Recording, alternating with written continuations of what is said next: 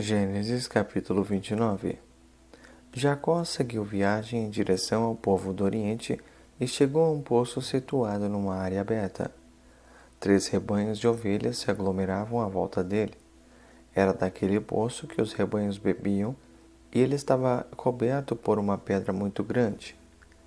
Depois que todos os rebanhos chegavam, os pastores rolavam a pedra e davam água para as ovelhas.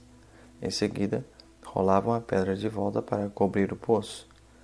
Jacó perguntou aos pastores: Amigos, de onde vocês são? Eles responderam: Somos de Harã. Vocês conhecem Labão, filho de Naor? Indagou Jacó. Sim, conhecemos. Jacó continuou perguntando: Ele está bem? Eles responderam: Sim, muito bem. E ali está chegando Raquel, filha dele, trazendo o rebanho. Jacó disse: Ainda vai demorar para escurecer. Acho que ainda não está na hora de recolher as ovelhas, está? Deem água para os rebanhos e levem as ovelhas de volta para o pasto.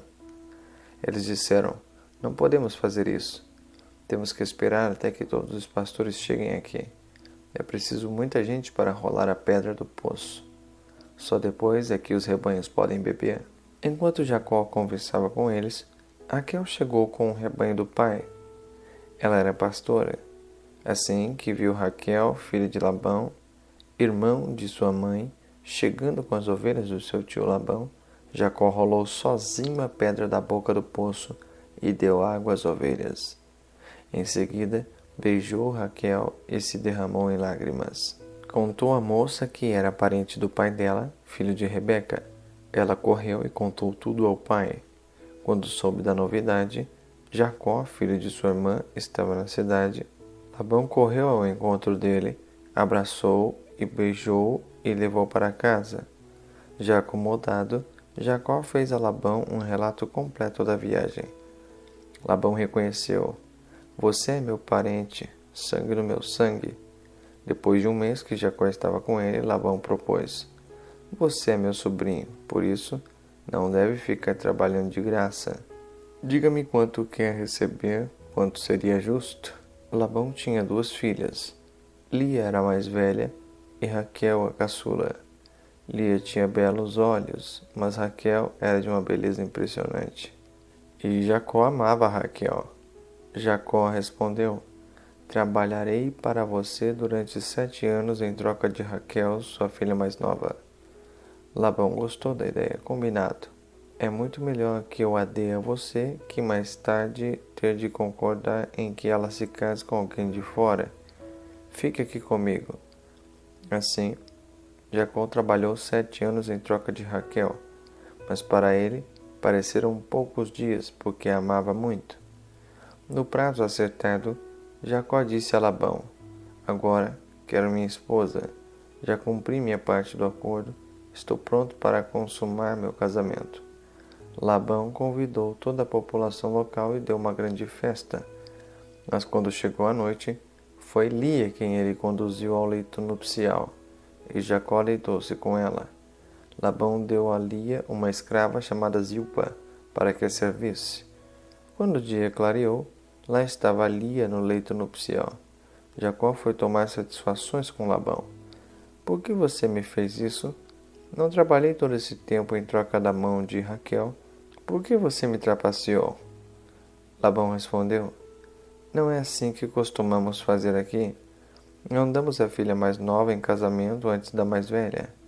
Aproveite sua semana de lua de mel e darei a você também a outra, mas isso custará mais 7 anos de trabalho. Jacó concordou. Ao completar a semana de lua de mel, Labão entregou Raquel a ele e deu a Raquel uma escrava chamada Bila para que a servisse. Jacó deitou-se com Raquel e ele amava Raquel mais que a Lia. Por causa dela, trabalhou mais 7 anos para Labão. Quando o Eterno viu que Lia era menos amada, fez dela uma mulher fértil, enquanto Raquel era estéril. Lia engravidou e teve um filho. Deu a ele o nome de Ruben. Veja, é um menino. E disse: Sem dúvida é um sinal de que o Eterno olhou para a minha desgraça, um sinal de que agora meu marido há de me amar.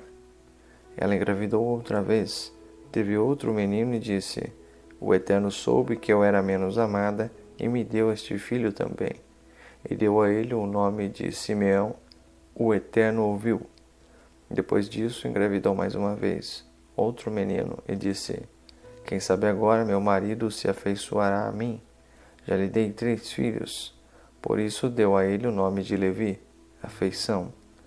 Tempos depois engravidou do 4º filho e disse: Desta vez louvarei o Eterno. E deu ao menino o nome de Judá, louvado seja o Eterno. E não teve mais filhos. Gênesis capítulo 30. Quando Raquel se deu conta de que não conseguia dar filhos a Jacó, teve ciúme de sua irmã e foi reclamar com Jacó: Dê-me filhos, senão morrerei. Jacó ficou irritado com Raquel e retrucou: Por acaso sou Deus? Sou eu que não te dou filhos? Raquel respondeu: Aqui está Bila, minha escrava. Deite-se com ela, que ela me substitua e que eu tenha um filho por meio dela. Pelo menos assim vou constituir família. E deu Bila por esposa a Jacó. Ele se deitou com ela e Bila engravidou, dando um filho a Jacó. Raquel disse: Deus está do meu lado e me fez justiça. Ele me ouviu e deu-me um filho. E deu a ele o nome de Dan, justiça. Bila, serva de Raquel, engravidou de novo e deu o 2º filho a Jacó. Raquel disse: Fui para uma luta de tudo ou nada com minha irmã e venci. E deu a ele o nome de Naftali, luta. Quando Lia percebeu que não procriava mais, deu sua escrava Zilpa como esposa a Jacó. E Zilpa teve um filho dele. Lia disse: Que sorte! E deu ao menino o nome de Gade, afortunado. Quando Zilpa, serva de Lia, teve o 2º filho com Jacó, Lia exclamou: Que dia feliz! As mulheres me darão os parabéns pela minha felicidade. E deu a esse filho o nome de Asser, feliz. Certo dia, durante a colheita do trigo, Ruben achou algumas mandrágoras no campo e levou-as para casa como presente para Lia. E Raquel perguntou a Lia: Posso ficar com algumas das mandrágoras que seu filho trouxe? Mas Lia retrucou: Será que não basta você ter roubado meu marido? Agora quer também as mandrágoras do meu filho? Raquel respondeu: Tudo bem. Vou deixar que ele se deite com você esta noite em troca das mandrágoras que seu filho trouxe. Quando Jacó voltou do campo e chegou em casa à noite, Lia foi ao seu encontro. Deite-se comigo esta noite. Troquei as mandrágoras de meu filho por uma noite com você. Então ele se deitou com ela naquela noite, e Deus ouviu a oração de Lia. Ela engravidou e teve seu 5º filho com Jacó. Lia disse: Deus me recompensou por eu ter dado minha escrava ao meu marido. E deu a ele o nome de Issacar, permutado. Lia engravidou mais uma vez e teve seu 6º filho com Jacó, dizendo: Deus me deu um presente maravilhoso. Dessa vez meu marido até me dará presentes. Afinal, já lhe dei 6 filhos. E deu ao menino o nome de Zebulon, honra. Por último, teve uma menina e deu a ela o nome de Diná. Mas Deus também se lembrou de Raquel, ouviu a oração dela e permitiu que ela engravidasse. Ela teve um menino e disse: Deus pôs um fim à minha humilhação e deu a ele o nome de José, acréscimo, orando: Que o Eterno me dê ainda outro filho. Depois que Raquel teve José, Jacó falou a Labão: Permita que eu regresse para a minha terra. Quero minhas esposas, porque trabalhei por elas, e meus filhos. Você testemunha de como trabalhei duro para você. E Labão disse: Eu prefiro você aqui. Consultei o Eterno e fiquei sabendo que ele tem me abençoado por sua causa. E continuou: Por isso diga quanto quer de salário e eu pagarei. Jacó respondeu: Você bem sabe quanto meu trabalho tem significado e como seus rebanhos aumentaram sobre meus cuidados. O rebanho minúsculo que você tinha quando cheguei, hoje é bem grande. Tudo o que fiz trouxe bênçãos para você. Será que não chegou a hora de eu fazer alguma coisa pela minha família? Quanto devo a você? Perguntou Labão. Jacó disse: Você não me deve nada, mas tenho uma sugestão. Voltarei a pastorear e cuidar de seus rebanhos. Vou passar por todo o seu rebanho hoje e separar todas as ovelhas malhadas ou manchadas, todos os cordeiros de cor escura e todos os cabritos manchados ou malhados. Eles serão o meu pagamento.